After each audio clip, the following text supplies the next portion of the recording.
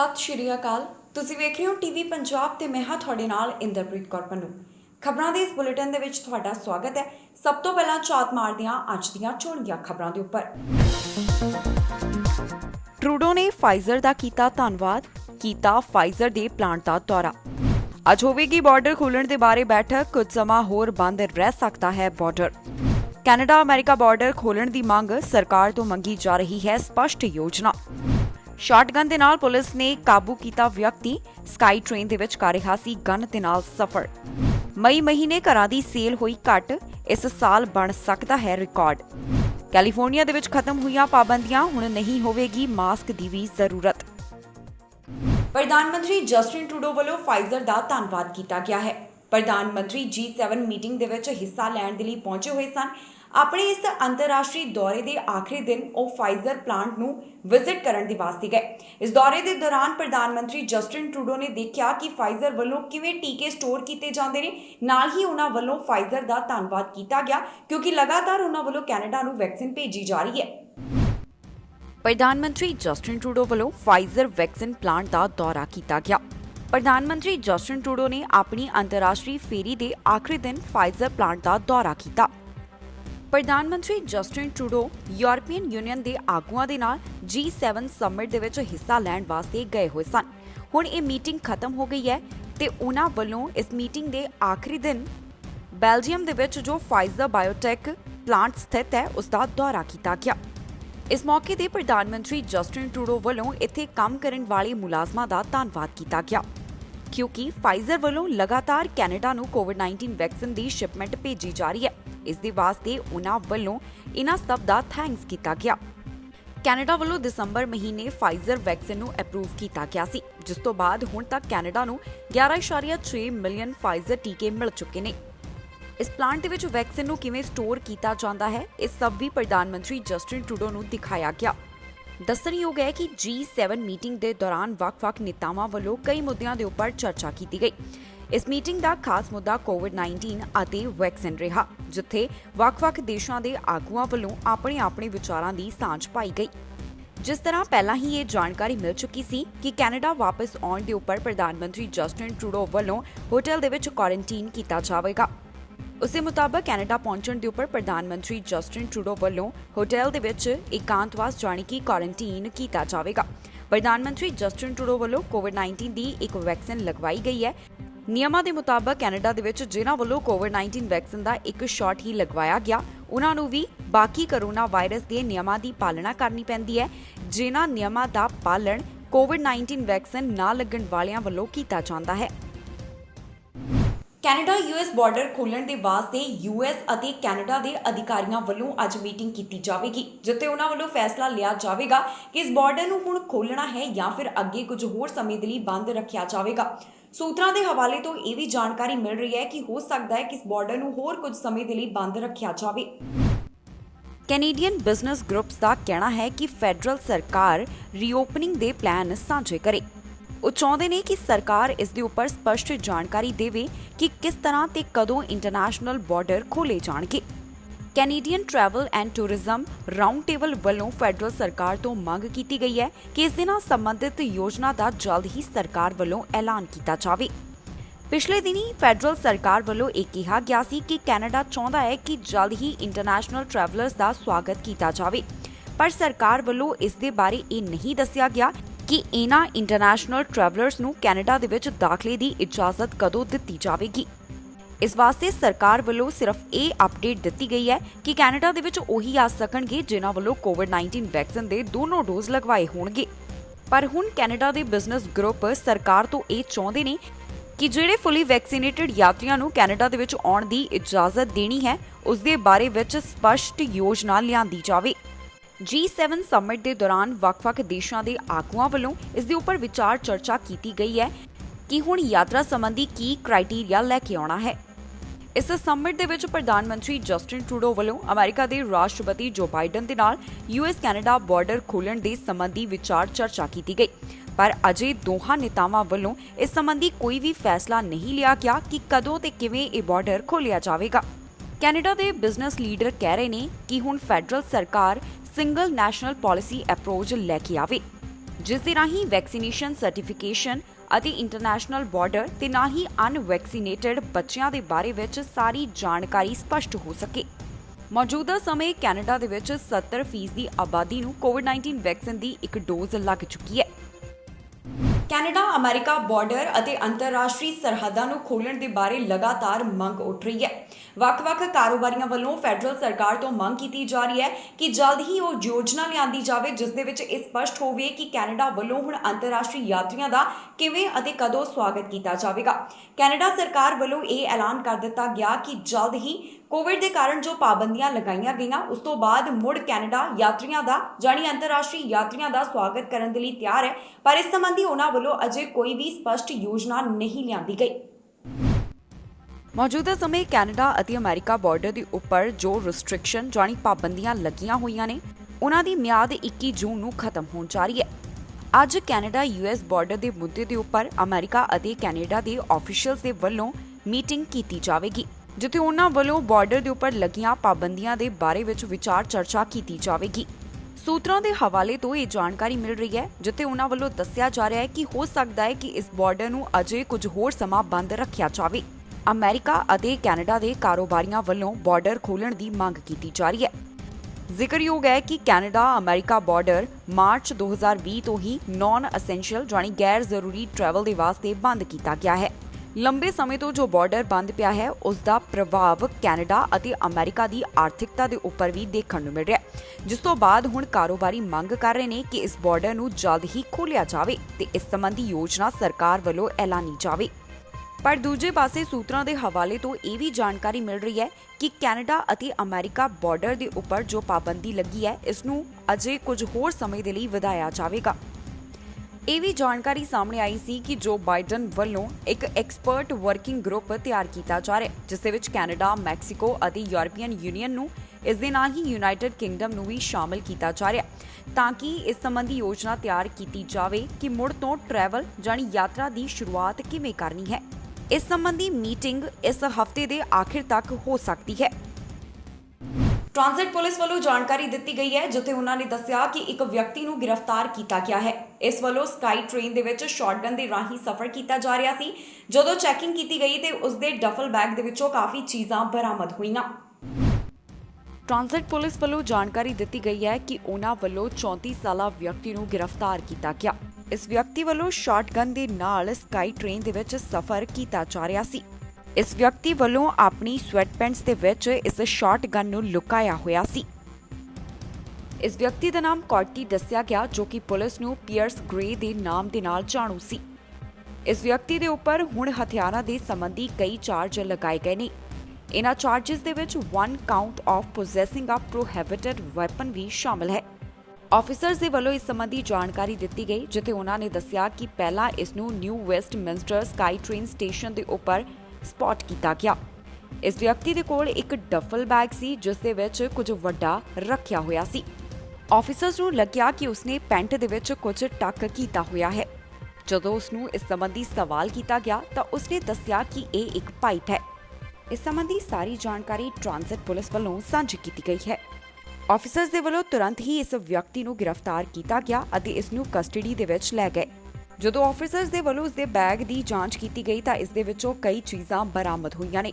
ਹੁਣ ਇਸ ਵਿਅਕਤੀ ਦੀ ਕੋਰਟ ਦੇ ਵਿੱਚ ਪੇਸ਼ੀ ਤੈਅ ਕੀਤੀ ਗਈ ਹੈ, ਜੋ ਕਿ 16 ਜੂਨ ਨੂੰ ਹੋਵੇਗੀ।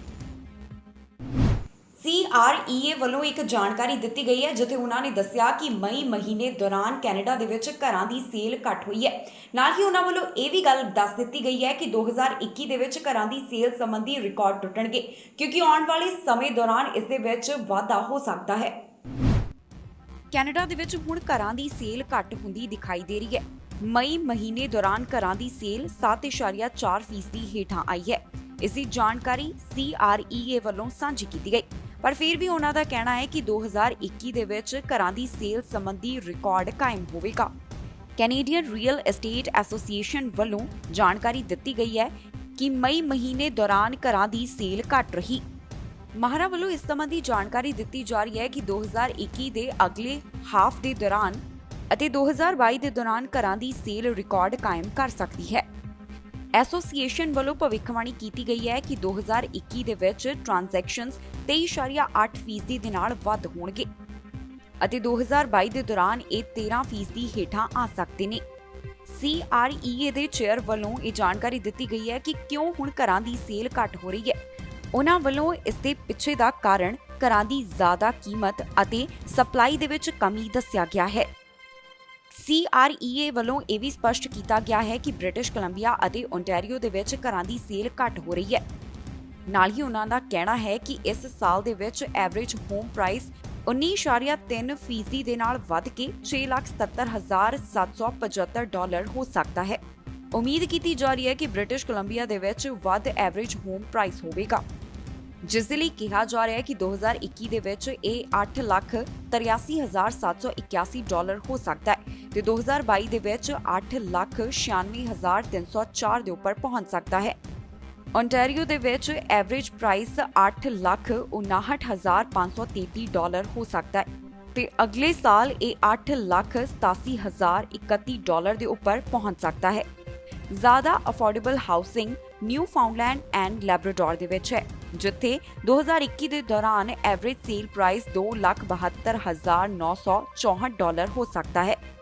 ਗ੍ਰੇਟਰ ਵੈਨਕੂਵਰ ਦੇ ਵਿੱਚ ਮਈ ਮਹੀਨੇ ਦੌਰਾਨ ਐਵਰੇਜ ਪ੍ਰਾਈਸ $11,79,831 ਰਿਹਾ, ਜਦਕਿ GTA ਦੇ ਵਿੱਚ $11,08,462 ਦਰਜ ਕੀਤਾ ਗਿਆ। ਮਈ ਮਹੀਨੇ ਦੌਰਾਨ ਕੈਨੇਡਾ ਦੇ ਵਿੱਚ ਲਿਸਟਿੰਗ ਪ੍ਰਾਈਸ 6.4% ਘੱਟ ਰਿਹਾ, ਜੋ ਕਿ ਮਈ ਮਹੀਨੇ ਦੌਰਾਨ 74,466 ਰਿਹਾ। ਅਮਰੀਕਾ ਦੇ ਵਿੱਚ ਕੈਲੀਫੋਰਨੀਆ ਅਜਿਹਾ ਪਹਿਲਾ ਸੂਬਾ ਸੀ ਜਿਨ੍ਹਾਂ ਵੱਲੋਂ ਕੋਰੋਨਾ ਵਾਇਰਸ ਦੇ ਕਾਰਨ ਲਾਕਡਾਊਨ ਲਗਾਇਆ ਗਿਆ ਸੀ, ਪਰ ਹੁਣ ਇੱਥੇ ਕੋਰੋਨਾ ਪਾਬੰਦੀਆਂ ਤੋਂ ਪੂਰੀ ਰਾਹਤ ਦੇ ਦਿੱਤੀ ਗਈ ਹੈ। ਕੈਲੀਫੋਰਨੀਆ ਦੇ ਵਿੱਚ ਗ੍ਰੈਂਡ ਰੀਓਪਨਿੰਗ ਦੇਖਣ ਨੂੰ ਮਿਲੀ ਹੈ। ਨਾ ਹੀ ਫੁੱਲੀ ਵੈਕਸੀਨੇਟਡ ਜਿਹੜੇ ਨੇ ਉਹਨਾਂ ਨੂੰ ਮਾਸਕ ਪਾਉਣ ਦੀ ਜ਼ਰੂਰਤ ਹੋਏਗੀ। ਸਾਰੇ ਕਾਰੋਬਾਰ ਪੂਰੀ ਕੈਪੈਸਿਟੀ ਦੇ ਨਾਲ ਖੋਲੇ ਜਾ ਸਕਦੇ ਨੇ। ਕੈਲੀਫੋਰਨੀਆ ਦੇ ਵਿੱਚ ਹੁਣ ਸਾਰੀਆਂ ਕੋਰੋਨਾ ਵਾਇਰਸ ਦੀਆਂ ਪਾਬੰਦੀਆਂ ਹਟਾ ਦਿੱਤੀਆਂ ਗਈਆਂ ਨੇ, ਜਿਸ ਦਾ ਮਤਲਬ ਹੈ ਕਿ ਹੁਣ ਪੂਰੀ ਤਰ੍ਹਾਂ ਦੇ ਨਾਲ ਕੈਲੀਫੋਰਨੀਆ ਨੂੰ ਕੋਰੋਨਾ ਵਾਇਰਸ ਤੋਂ ਬਾਅਦ ਮੁੜ ਖੋਲ੍ਹ ਦਿੱਤਾ ਗਿਆ ਹੈ। ਅਮਰੀਕਾ ਦੇ ਵਿੱਚ ਕੈਲੀਫੋਰਨੀਆ ਅਜਿਹਾ ਪਹਿਲਾ ਸੂਬਾ ਸੀ ਜਿਸ ਵੱਲੋਂ ਲਾਕਡਾਊਨ ਲਗਾਇਆ ਗਿਆ, ਪਰ ਹੁਣ ਇੱਥੇ ਜ਼ਿੰਦਗੀ ਆਮ ਲੀਹਾਂ ਦੇ ਉੱਪਰ ਵਾਪਸ ਪਰਤ ਰਹੀ ਹੈ, ਜਿੱਥੇ ਹੁਣ ਕੋਰੋਨਾ ਵਾਇਰਸ ਤੋਂ ਬਾਅਦ ਗ੍ਰੈਂਡ ਓਪਨਿੰਗ ਦੇਖਣ ਨੂੰ ਮਿਲੀ ਹੈ। ਇਸ ਸੂਬੇ ਦੇ ਵਿੱਚ ਨਾ ਹੀ ਹੁਣ ਸੋਸ਼ਲ ਡਿਸਟੈਂਸਿੰਗ ਦਾ ਖਿਆਲ ਰੱਖਣਾ ਜ਼ਰੂਰੀ ਹੋਏਗਾ। ਰੈਸਟੋਰੈਂਟ, ਬਾਰ, ਸੁਪਰਮਾਰਕੀਟ, ਜਿਮ, ਸਟੇਡੀਅਮ ਹੋਰ ਵੀ ਚੀਜ਼ਾਂ ਨੂੰ ਪੂਰੀ ਕੈਪੈਸਿਟੀ ਦੇ ਨਾਲ ਖੋਲ੍ਹਿਆ ਜਾ ਸਕਦਾ ਹੈ। ਜਿਨ੍ਹਾਂ ਵੱਲੋਂ ਕੋਵਿਡ-19 ਵੈਕਸੀਨ ਦੇ ਦੋਨੋਂ ਡੋਜ਼ ਲਗਵਾ ਲਏ ਗਏ ਨੇ, ਉਹਨਾਂ ਨੂੰ ਹੁਣ ਮਾਸਕ ਪਾਉਣਾ ਵੀ ਲਾਜ਼ਮੀ ਨਹੀਂ ਹੋਵੇਗਾ। 15 ਮਹੀਨੇ ਤੋਂ ਬਾਅਦ ਕੈਲੀਫੋਰਨੀਆ ਦੇ ਵਿੱਚ ਆਰਥਿਕਤਾ ਪੂਰਨ ਰੂਪ ਦੇ ਨਾਲ ਖੁੱਲ੍ਹ ਚੁੱਕੀ ਹੈ ਤੇ ਕੈਲੀਫੋਰਨੀਆ ਵਾਸੀ ਪ੍ਰੀ ਪੈਂਡੈਮਿਕ ਲਾਈਫਸਟਾਈਲ ਦੇ ਵਿੱਚ ਵਾਪਸ ਪਰਤ ਰਹੇ ਨੇ। ਹੁਣ ਬੇਸਬਾਲ ਗੇਮਸ ਦੇ ਦੌਰਾਨ ਫੈਨਸ ਬਿਨਾਂ ਮਾਸਕ ਦੇ ਆਪਣੀਆਂ ਟੀਮਾਂ ਨੂੰ ਚੀਅਰ ਕਰ ਸਕਣਗੇ। ਡਿਜ਼ਨੀਲੈਂਡ ਦੇ ਵਿੱਚ ਵੀ ਹਰ ਕਿਸੇ ਦੀ ਦਾਖਲੇ ਦੀ ਇਜਾਜ਼ਤ ਹੋਵੇਗੀ, ਜਿਸ ਨੂੰ ਪਹਿਲਾਂ ਸਿਰਫ ਕੈਲੀਫੋਰਨੀਆ ਵਾਸੀਆਂ ਦੇ ਵਾਸਤੇ ਖੋਲ੍ਹਿਆ ਗਿਆ ਸੀ। ਕੈਲੀਫੋਰਨੀਆ ਦੇ ਵਿੱਚ ਕਾਰੋਬਾਰ ਪਿਛਲੇ ਜੂਨ ਮਹੀਨੇ ਖੋਲ੍ਹੇ ਜਾਣੇ ਸ਼ੁਰੂ ਕੀਤੇ ਗਏ।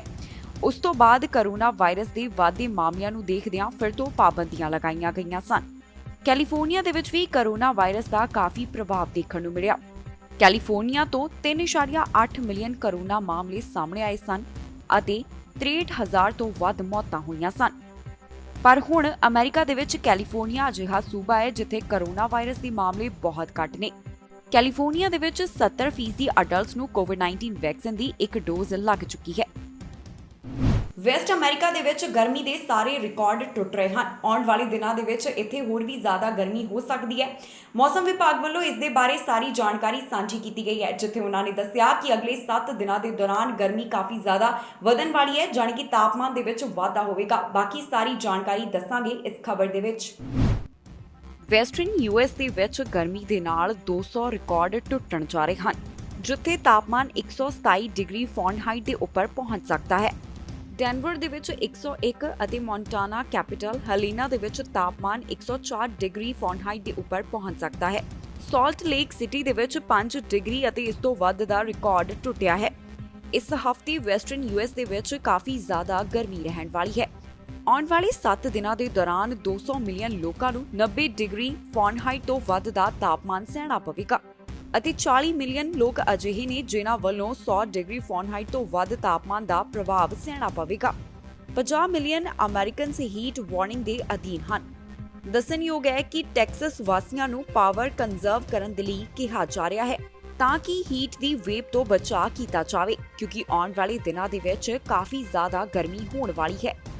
ਟੈਕਸਸ ਦੇ ਵਿੱਚ ਅਜੇ ਗਰਮੀ ਦੇ ਦਿਨ ਆਉਣੇ ਬਾਕੀ ਹਨ, ਕਿਉਂਕਿ ਲੋਨ ਸਟਾਰ ਸਟੇਟ ਦੇ ਆਸ-ਪਾਸ ਤਾਪਮਾਨ ਅਗਸਤ ਦੇ ਮਹੀਨੇ ਸਿਖਰ ਦੇ ਉੱਪਰ ਪਹੁੰਚੇਗਾ।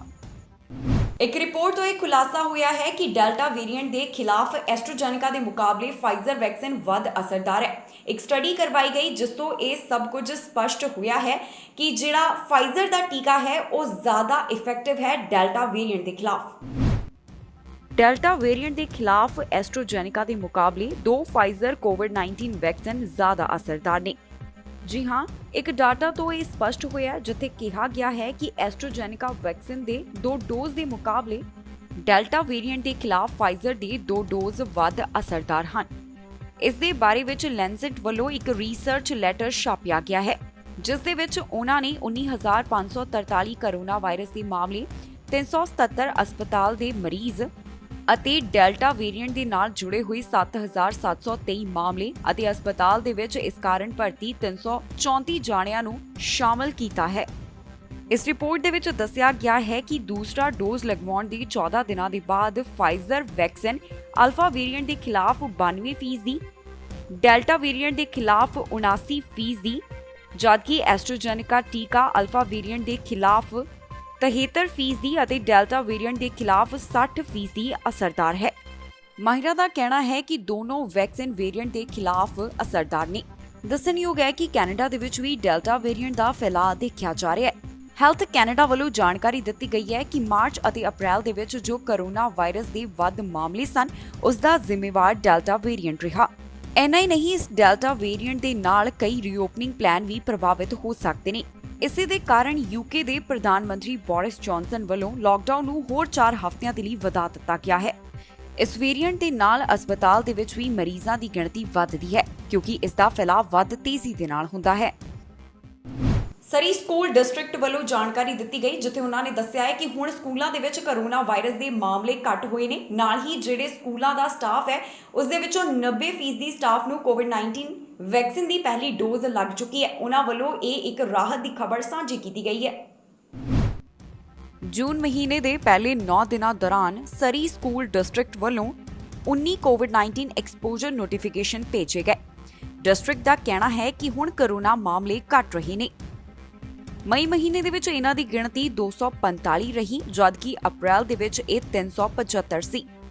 ਇਸ ਦਾ ਮਤਲਬ ਹੈ ਕਿ ਜੂਨ ਮਹੀਨੇ ਦੇ ਪਹਿਲੇ 9 ਦਿਨਾਂ ਦੇ ਦੌਰਾਨ ਸੈਲਫ ਮੋਨੀਟਰਿੰਗ ਨੋਟਿਸਸ ਘਟ ਕੇ 39 ਦੇ ਉੱਪਰ ਆ ਗਏ ਜੋ ਕਿ ਮਈ ਮਹੀਨੇ 421 ਅਤੇ ਅਪ੍ਰੈਲ ਦੇ ਵਿੱਚ 697 ਸਨ।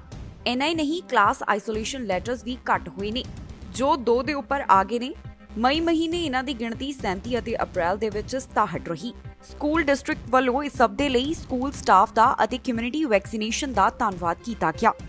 BCCDC ਵੱਲੋਂ ਜੋ ਆਪਣਾ ਹਫ਼ਤਾਵਾਰੀ ਡਾਟਾ ਸਾਂਝਾ ਕੀਤਾ ਗਿਆ ਹੈ ਉਸ ਤੋਂ ਪਤਾ ਚੱਲਦਾ ਹੈ ਕਿ ਜੂਨ ਮਹੀਨੇ ਵੈਕਸੀਨੇਸ਼ਨ ਦੇ ਵਿੱਚ ਵੀ ਤੇਜ਼ੀ ਆਈ ਹੈ। ਸਰੀ ਦੇ ਵਿੱਚ ਇਸ ਸਮੇਂ 18 ਸਾਲ ਅਤੇ ਇਸ ਤੋਂ ਵੱਧ ਉਮਰ ਵਾਲਿਆਂ ਨੂੰ ਕੋਵਿਡ-19 ਵੈਕਸੀਨ ਲਗਾਈ ਜਾ ਰਹੀ ਹੈ। ਨਾਰਥ ਸਰੀ ਦੇ ਵਿੱਚ 72%, ਵੈਲੀ ਦੇ ਵਿੱਚ 76%, ਗਿਲਡਫੋਰਡ ਦੇ ਵਿੱਚ 75%, ਵੈਸਟ ਨਿਊਟਨ ਦੇ ਵਿੱਚ 78%, ਈਸਟ ਨਿਊਟਨ ਦੇ ਵਿੱਚ 78%, ਫਲੀਟਵੁੱਡ ਦੇ ਵਿੱਚ 80%, ਕਲੋਵਰਡੇਲ ਦੇ ਵਿੱਚ 79%, ਪੈਨਾਰੋਮਾ ਦੇ ਵਿੱਚ 81%, ਸਾਊਥ ਸਰੀ ਦੇ ਵਿੱਚ 80% ਆਬਾਦੀ ਨੂੰ ਕੋਵਿਡ-19 ਵੈਕਸੀਨ ਲੱਗ ਚੁੱਕੀ ਹੈ। ਡਿਸਟ੍ਰਿਕਟ ਵੱਲੋਂ ਇਹ ਵੀ ਜਾਣਕਾਰੀ ਦਿੱਤੀ ਗਈ ਹੈ ਕਿ 90% ਸਟਾਫ ਨੂੰ ਕੋਵਿਡ-19 ਵੈਕਸੀਨ ਦੀ ਪਹਿਲੀ ਡੋਜ਼ ਲੱਗ ਚੁੱਕੀ ਹੈ। ਕੈਨੇਡਾ ਵੱਲੋਂ ਸਪਸ਼ਟ ਕਰ ਦਿੱਤਾ ਗਿਆ ਹੈ ਕਿ ਜਿਹੜੇ ਜੌਨਸਨ ਦੇ ਟੀਕੇ ਵਰਤੋਂ ਦੇ ਵਿੱਚ ਨਹੀਂ ਲਿਆਂਦੇ ਗਏ ਉਹ ਹੁਣ ਜੌਨਸਨ ਕੰਪਨੀ ਨੂੰ ਵਾਪਸ ਕੀਤੇ ਜਾਣਗੇ। ਨਾਲ ਇਸ ਖਬਰ ਦੇ ਵਿੱਚ ਜਾਣਕਾਰੀ ਤੁਹਾਡੇ ਨਾਲ ਸਾਂਝੀ ਕਰਾਂਗੇ ਕਿ ਕੈਨੇਡਾ ਦੇ ਕਿਸ ਹਿੱਸੇ ਤੋਂ ਕਿੰਨੇ ਕਰੋਨਾ ਦੇ ਮਾਮਲੇ ਸਾਹਮਣੇ ਆਏ, ਮੌਜੂਦਾ ਕੀ ਹਾਲਾਤ ਹਨ ਕੈਨੇਡਾ ਦੇ ਵਿੱਚ ਕਰੋਨਾ ਵਾਇਰਸ ਦੇ। ਕੈਨੇਡਾ ਵੱਲੋਂ ਜਿਹੜੇ ਜੌਨਸਨ ਦੇ ਟੀਕੇ ਵਰਤੋਂ ਦੇ ਵਿੱਚ ਨਹੀਂ ਲਿਆਂਦੇ ਗਏ ਉਹਨਾਂ ਨੂੰ ਵਾਪਸ ਮੋੜਿਆ ਜਾਵੇਗਾ। ਕੈਨੇਡਾ ਦੀ ਪਬਲਿਕ ਹੈਲਥ ਆਫੀਸ਼ੀਅਲ ਦੇ ਵੱਲੋਂ ਜਾਣਕਾਰੀ ਸਾਂਝੀ ਕੀਤੀ ਗਈ ਹੈ ਜਿੱਥੇ ਉਹਨਾਂ ਨੇ ਕਿਹਾ ਕਿ 3 ਲੱਖ ਜੌਨਸਨ ਟੀਕੇ ਜਿਹੜੇ ਨਹੀਂ ਵਰਤੇ ਗਏ ਉਹ Johnson and Johnson pharmaceutical company ਨੂੰ ਵਾਪਸ ਕੀਤੇ ਜਾਣਗੇ। ਡਾਕਟਰ ਥੈਰੇਸਾ ਟੈਮ ਵੱਲੋਂ ਇਸ ਸੰਬੰਧੀ ਜਾਣਕਾਰੀ ਸਾਂਝੀ ਕੀਤੀ ਗਈ ਹੈ। ਹੁਣ ਜਾਣਕਾਰੀ ਤੁਹਾਨੂੰ ਦਿੰਦੇ ਹਾਂ ਕਿ ਕੈਨੇਡਾ ਦੇ ਵੱਖ-ਵੱਖ ਹਿੱਸਿਆਂ ਤੋਂ ਕਿੰਨੇ ਕਰੋਨਾ ਦੇ ਮਾਮਲੇ ਸਾਹਮਣੇ ਆਏ। ओंटारियो ਦੇ ਵਿੱਚ 24 ਘੰਟਿਆਂ ਦੌਰਾਨ 996 ਕਰੋਨਾ ਮਾਮਲੇ ਦਰਜ ਕੀਤੇ ਗਏ। ਸੂਬੇ ਦੇ ਵਿੱਚ 75% ਅਡਲਟਸ ਨੂੰ ਕੋਵਿਡ-19 ਵੈਕਸੀਨ ਦੀ ਪਹਿਲੀ ਡੋਜ਼ ਲੱਗ ਚੁੱਕੀ ਹੈ। ਜਾਣਕਾਰੀ ਦੇ ਮੁਤਾਬਕ ਪ੍ਰੋਵਿੰਸ ਦੇ ਵਿੱਚ 382 ਮਰੀਜ਼ ਇੰਟੈਂਸਿਵ ਕੇਅਰ ਅਧੀਨ ਹਨ ਅਤੇ 244 ਵੈਂਟੀਲੇਟਰ ਦੇ ਉੱਪਰ ਨੇ। ਕਿਊਬੈਕ ਤੋਂ 24 ਘੰਟਿਆਂ ਦੌਰਾਨ 105 ਕਰੋਨਾ ਦੇ ਮਾਮਲੇ ਸਾਹਮਣੇ ਆਏ ਅਤੇ 6 ਜਾਨਾਂ ਇਸ ਵਾਇਰਸ ਦੇ ਕਾਰਨ ਗਈਆਂ ਨੇ। ਹੁਣ ਤੱਕ 3,73,217 ਕਰੋਨਾ ਦੇ ਕੁੱਲ ਮਾਮਲੇ ਇੱਥੋਂ ਸਾਹਮਣੇ ਆ ਚੁੱਕੇ ਨੇ। 11,177 ਜਾਨਾਂ ਇਸ ਵਾਇਰਸ ਦੇ ਕਾਰਨ ਜਾ ਚੁੱਕੀਆਂ ਨੇ। अस्पताल ਦੇ ਵਿੱਚ 209 ਦੇ ਕਰੀਬ ਮਰੀਜ਼ ਨੇ, ਜਿਨ੍ਹਾਂ ਵਿੱਚੋਂ 50 ਇੰਟੈਂਸਿਵ ਕੇਅਰ ਅਧੀਨ ਹਨ। ਕਿਊਬੈਕ ਦੇ ਵਿੱਚ 78% ਆਬਾਦੀ ਨੂੰ ਕੋਵਿਡ-19 ਵੈਕਸੀਨ ਦੀ ਪਹਿਲੀ ਡੋਜ਼ ਅਤੇ 14% ਨੂੰ ਕੋਵਿਡ-19 ਵੈਕਸੀਨ ਦੀਆਂ ਦੋਨੋਂ ਡੋਜ਼ ਲੱਗ ਚੁੱਕੀਆਂ ਨੇ। ਮੈਨੀਟੋਬਾ ਦੇ ਵਿੱਚ 24 ਘੰਟਿਆਂ ਦੌਰਾਨ 116 ਕਰੋਨਾ ਦੇ ਮਾਮਲੇ ਸਾਹਮਣੇ ਆਏ ਅਤੇ 2 ਮੌਤਾਂ ਇਸ ਵਾਇਰਸ ਦੇ ਕਾਰਨ ਹੋਈਆਂ ਨੇ। ਕੈਨੇਡਾ ਤੋਂ ਹੁਣ ਤੱਕ 14 ਮਿਲੀਅਨ ਦੇ ਕਰੀਬ ਕੁੱਲ ਕਰੋਨਾ ਮਾਮਲੇ ਸਾਹਮਣੇ ਆ ਚੁੱਕੇ ਨੇ। 25,963 ਜਾਨਾਂ ਇਸ ਵਾਇਰਸ ਦੇ ਕਾਰਨ ਜਾ ਚੁੱਕੀਆਂ ਨੇ। 13.6 ਮਿਲੀਅਨ ਦੇ ਕਰੀਬ ਕੈਨੇਡਾ ਦੇ ਵਿੱਚ ਰਿਕਵਰਡ ਮਾਮਲੇ ਹਨ। ਕੈਨੇਡਾ ਦੇ ਵਿੱਚ ਜਲਦ ਹੀ ਚੋਣਾਂ ਹੋ ਸਕਦੀਆਂ ਨੇ। ਇਲੈਕਸ਼ਨ ਕੈਨੇਡਾ ਵੱਲੋਂ ਇਸ ਸੰਬੰਧੀ ਐਲਾਨ ਕੀਤਾ ਗਿਆ, ਜਿੱਥੇ ਉਹਨਾਂ ਨੇ ਕਿਹਾ ਕਿ ਉਹ ਹੁਣ ਚੋਣਾਂ ਕਰਵਾਉਣ ਦੇ ਲਈ ਬਿਲਕੁਲ ਤਿਆਰ ਹਨ। ਉਧਰ ਵੱਖ-ਵੱਖ ਪਾਰਟੀਆਂ ਵੱਲੋਂ ਵੀ ਲਗਾਤਾਰ ਆਪਣੇ ਉਮੀਦਵਾਰ ਐਲਾਨ ਕੀਤੇ ਜਾ ਰਹੇ ਨੇ ਤੇ ਲਿਬਰਲ ਪਾਰਟੀ ਇਸ ਦੇ ਵਿੱਚ ਕਾਫੀ ਜ਼ਿਆਦਾ ਅੱਗੇ ਨਜ਼ਰ ਆ ਰਹੀ ਹੈ। ਹੋ ਸਕਦਾ ਹੈ ਕਿ ਕੈਨੇਡਾ ਦੇ ਵਿੱਚ ਫਾਲ ਤੋਂ ਪਹਿਲਾਂ ਚੋਣਾਂ ਕਰਵਾਈਆਂ ਜਾਣ। ਇਲੈਕਸ਼ਨ ਕੈਨੇਡਾ ਦਾ ਕਹਿਣਾ ਹੈ ਕਿ ਉਹ ਕੋਵਿਡ-19 ਕੈਂਪੇਨ ਦੇ ਵਾਸਤੇ ਤਿਆਰ ਨੇ। ਕੈਨੇਡਾ ਦੇ ਚੀਫ ਇਲੈਕਟਰਲ ਆਫੀਸਰ ਦੇ ਵੱਲੋਂ ਜਾਣਕਾਰੀ ਦਿੱਤੀ ਗਈ ਹੈ ਕਿ ਉਹ ਪੈਂਡੈਮਿਕ ਇਲੈਕਸ਼ਨ ਕਰਵਾਉਣ ਦੇ ਵਾਸਤੇ ਤਿਆਰ ਹਨ। ਇਹ ਚੋਣਾਂ ਕਿਸੇ ਵੀ ਵਕਤ ਕਰਵਾਈਆਂ ਜਾ ਸਕਦੀਆਂ ਨੇ। ਨਾਲ ਹੀ ਉਹਨਾਂ ਦਾ ਕਹਿਣਾ ਹੈ ਕਿ ਇਸ ਵਾਸਤੇ ਫੈਡਰਲ ਸਰਕਾਰ ਵੱਲੋਂ ਬਿੱਲ C-19 ਦੇ ਵਿੱਚ ਇਲੈਕਸ਼ਨ ਲਾਅ ਚੇਂਜਸ ਕਰਨ ਦੀ ਵੀ ਜ਼ਰੂਰਤ ਨਹੀਂ ਹੈ। ਇਸ ਤੋਂ ਬਿਨਾਂ ਹੀ ਉਹਨਾਂ ਵੱਲੋਂ ਚੋਣਾਂ ਕਰਵਾਈਆਂ ਜਾ ਸਕਦੀਆਂ ਨੇ। ਇਲੈਕਸ਼ਨ ਕੈਨੇਡਾ ਵੱਲੋਂ ਇਹ ਸਪਸ਼ਟ ਕੀਤਾ ਗਿਆ ਹੈ ਕਿ ਪੋਲਿੰਗ ਬੂਥ ਦੇ ਉੱਪਰ ਕੈਪੈਸਿਟੀ ਨਿਰਧਾਰਿਤ ਕੀਤੀ ਜਾਵੇਗੀ। ਪੈਰੋਲਟ ਵੱਲੋਂ ਇਹ ਜਾਣਕਾਰੀ ਦਿੱਤੀ ਗਈ ਹੈ ਕਿ ਪੋਲਿੰਗ ਪਲੇਸਿਸ ਦੇ ਉੱਪਰ ਵਰਕਰਸ ਦੇ ਲਈ ਵੈਕਸੀਨੇਸ਼ਨ ਜ਼ਰੂਰੀ ਨਹੀਂ ਹੋਵੇਗੀ।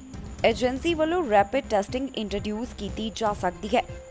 ਕੈਨੇਡਾ ਦੇ ਵਿੱਚ ਲਗਾਤਾਰ ਇਸ ਸੰਬੰਧੀ ਚਰਚਾ ਹੋ ਰਹੀ ਹੈ ਕਿ ਜਿਵੇਂ ਹੀ ਪ੍ਰੋਵਿੰਸਸ ਦੇ ਵੱਲੋਂ ਆਪਣੀ ਰੀਓਪਨਿੰਗ ਪਲਾਨ ਸਾਂਝੇ ਕੀਤੇ ਜਾ ਰਹੇ ਨੇ, ਇਸੇ ਦੇ ਨਾਲ ਹੀ ਜਲਦ ਚੋਣਾਂ ਵੀ ਕਰਵਾਈਆਂ ਜਾ ਸਕਦੀਆਂ ਨੇ। ਇਹ ਵੀ ਕਿਹਾ ਜਾ ਰਿਹਾ ਹੈ ਕਿ ਫਾਲ ਤੋਂ ਪਹਿਲਾਂ ਇਹ ਇਲੈਕਸ਼ਨਸ ਹੋ ਸਕਦੀਆਂ ਨੇ। ਵੱਖ-ਵੱਖ ਪਾਰਟੀਆਂ ਵੱਲੋਂ ਆਪਣੇ ਉਮੀਦਵਾਰ ਮੈਦਾਨ ਦੇ ਵਿੱਚ ਉਤਾਰੇ ਜਾ ਰਹੇ ਨੇ। ਇਸ ਸਭ ਦੇ ਵਿੱਚ ਲਿਬਰਲ ਪਾਰਟੀ ਕਾਫੀ ਜ਼ਿਆਦਾ ਐਕਟਿਵ ਨਜ਼ਰ ਆ ਰਹੀ ਹੈ। ਹੁਣ ਇਹ ਚਰਚਾ ਲਗਾਤਾਰ ਛਿੜ ਰਹੀ ਹੈ ਕਿ ਫਾਲ ਤੋਂ ਪਹਿਲਾਂ ਕੈਨੇਡਾ ਦੇ ਵਿੱਚ ਚੋਣਾਂ ਹੋ ਸਕਦੀਆਂ ਨੇ।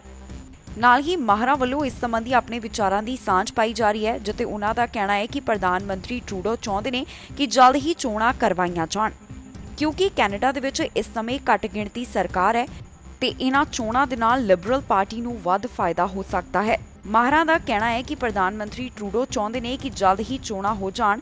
ਇਹਨਾਂ ਚੋਣਾਂ ਦੇ ਵਿੱਚ ਜਿੱਤ ਹਾਸਲ ਕਰਕੇ ਉਹ ਆਪਣੇ ਅਗਲੇ 4 ਸਾਲ ਸਿਕਿਉਰ ਕਰ ਲੈਣ, ਕਿਉਂਕਿ ਇਸ ਸਮੇਂ ਕੈਨੇਡਾ ਵਾਸੀ ਲਿਬਰਲ ਪਾਰਟੀ ਜਾਣੀ ਕਿ ਟਰੂਡੋ ਦੀ ਪਾਰਟੀ ਤੋਂ ਕਾਫੀ ਜ਼ਿਆਦਾ ਖੁਸ਼ ਹਨ। ਇਸ ਦੇ ਨਾਲ ਹੀ ਜਾਂਦੇ ਇੱਕ ਵਾਰ ਫਿਰ ਤੋਂ ਝਾਤ ਮਾਰਦੇ ਹਾਂ ਅੱਜ ਦੀਆਂ ਚੋਣ ਦੀਆਂ ਖਬਰਾਂ ਦੇ ਉੱਪਰ। ਟਰੂਡੋ ਨੇ ਫਾਈਜ਼ਰ ਦਾ ਕੀਤਾ ਧੰਨਵਾਦ, ਕੀਤਾ ਫਾਈਜ਼ਰ ਦੇ ਪਲਾਂਟ ਦਾ ਦੌਰਾ। ਅੱਜ ਹੋਵੇਗੀ ਬਾਰਡਰ ਖੋਲ੍ਹਣ ਦੇ ਬਾਰੇ ਬੈਠਕ, ਕੁਝ ਸਮਾਂ ਹੋਰ ਬੰਦ ਰਹਿ ਸਕਦਾ ਹੈ ਬਾਰਡਰ। ਕੈਨੇਡਾ ਅਮਰੀਕਾ ਬਾਰਡਰ ਖੋਲ੍ਹਣ ਦੀ ਮੰਗ, ਸਰਕਾਰ ਤੋਂ ਮੰਗੀ ਜਾ ਰਹੀ ਹੈ ਸਪਸ਼ਟ ਯੋਜਨਾ। ਸ਼ਾਟਗਨ ਦੇ ਨਾਲ ਪੁਲਿਸ ਨੇ ਕਾਬੂ ਕੀਤਾ ਵਿਅਕਤੀ, ਸਕਾਈ ਟ੍ਰੇਨ ਦੇ ਵਿੱਚ ਕਰ ਰਿਹਾ ਸੀ ਗਨ ਦੇ ਨਾਲ ਸਫ਼ਰ। ਮਈ ਮਹੀਨੇ ਘਰਾਂ ਦੀ ਸੇਲ ਹੋਈ ਘੱਟ, ਇਸ ਸਾਲ ਬਣ ਸਕਦਾ ਹੈ ਰਿਕਾਰਡ। ਕੈਲੀਫੋਰਨੀਆ ਦੇ ਵਿੱਚ ਖਤਮ ਹੋਈਆਂ ਪਾਬੰਦੀਆਂ, ਹੁਣ ਨਹੀਂ ਹੋਵੇਗੀ ਮਾਸਕ ਦੀ ਵੀ ਜ਼ਰੂਰਤ।